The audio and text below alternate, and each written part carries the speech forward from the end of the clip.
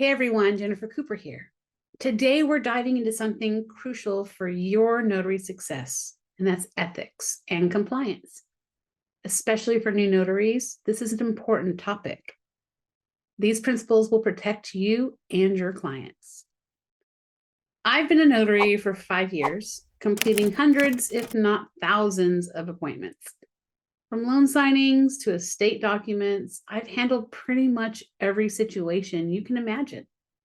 And these experiences have taught me exactly what works and what can get you into trouble. Here are some of the key principles of notary ethics. Impartiality. So last month during a loan signing, a signer mentioned they were missing some pages, but the loan officer assured me over the phone it wasn't important and to proceed anyway. The loan officer was one of my best clients, sending me several signings each week. And despite the potential loss of future business, I had to remain impartial and protect both myself and the signer. So here's how I handled it. I let the loan officer know that I cannot complete the signing without all of the documents in hand, so I can ensure that the documents are complete. That way I can notarize it. And without that, I will not be able to perform the notarization. So if we want to reschedule for the new documents, or if he wants to email them over and the client wants to print them, or he wants me to go home and print them myself, I can do that, but I will need the complete package to sign this document. And I will tell you, because we have worked together so long, he knew that, and he went ahead and accommodated us, and we got the signing done. Here are some key points on impartiality. Your role as a notary is a neutral third party. Okay.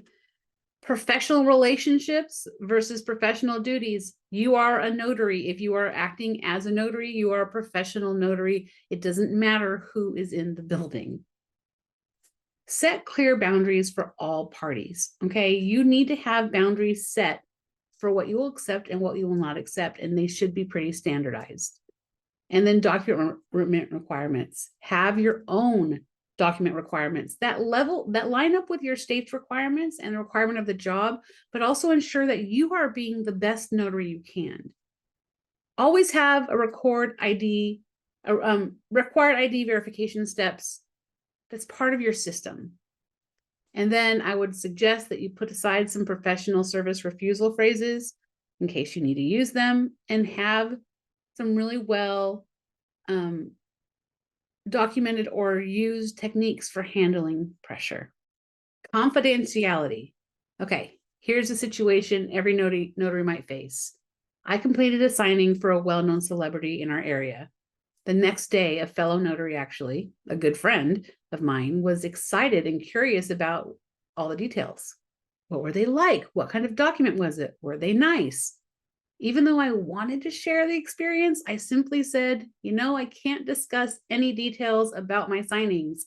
That's part of our professional duty, and I take confidentiality seriously for every client, whether they're a celebrity or not. Saying no to a friend is tough, but maintaining professional standards is what builds trust with all of our clients. So some of the essential confidentiality points is client information privacy. Secure your journal. Digital information protection, have a system for that. Professional social media boundaries, privacy in public locations and responding to information requests, and know your state mandated privacy rules. Okay, now there's duty of care. Okay, I recently had a loan signing where something felt off from the moment I arrived. The signer kept checking their phone and their hands were shaking. After every few pages, they'd get a text and step away to respond. When I asked if they were comfortable proceeding, they glanced at their phone again and said yes, but their body language screamed no. I noticed their spouse or somebody was rapidly texting outside in the car. That's when I knew I had to act. I calmly explained that we needed to reschedule when they could focus fully on the documents. Later, that signer contacted me to thank me and said their spouse had been pressuring them to sign against their wishes. This is why we always trust our instincts as notaries. Some duty of care breakdown. Here we go. Understand willing signers. You need to be able to spot coercion signs. You need to handle capacity concerns. document completeness checks, and required presence verification, and also get some skills on managing multiple signers and know when to stop assigning. Let me walk you through exactly how I screen every signing for potential issues. This system has saved me from countless problematic situations. So at initial contact, the moment I get a call or text, I'm evaluating. Is this request unusually urgent? Are they pushing back on my standard fees? Red flags here often signal bigger issues later. Pre-signing setup. So before I even open my notary bag, I scan the environment. Is this a safe location? Do I have enough privacy? Are there other people hovering nearby who might try to influence the signing?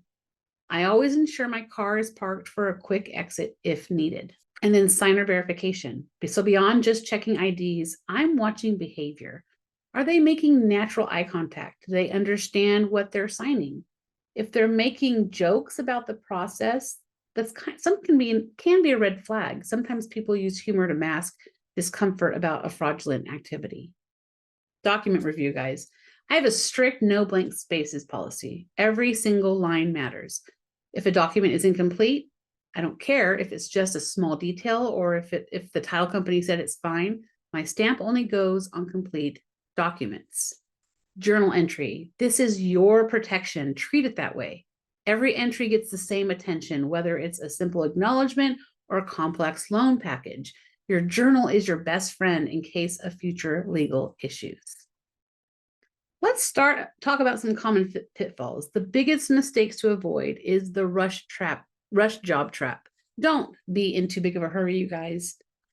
And then skipping ID checks when you're in a hurry. Don't do it. Missing journal entries. Do all of your journal entries on site. Incomplete document review.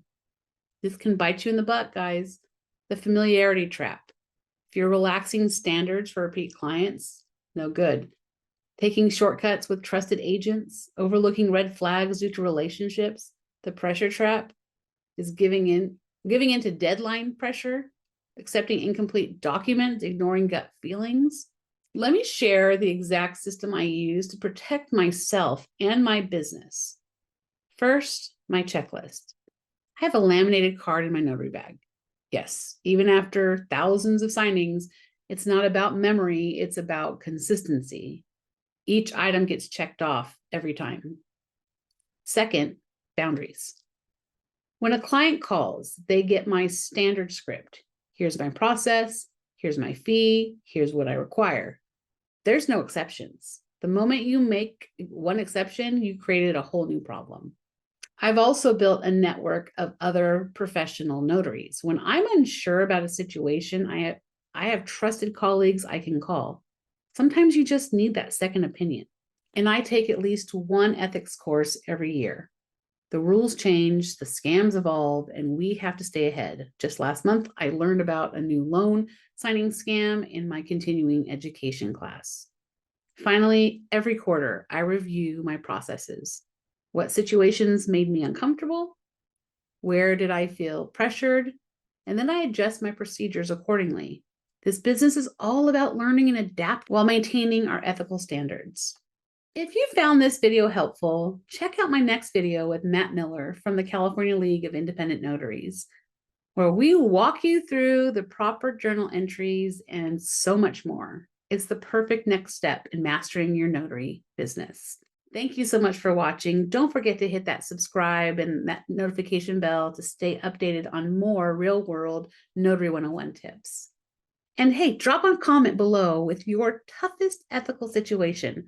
I'd love to share my perspective. We'll see you in the next one. Bye.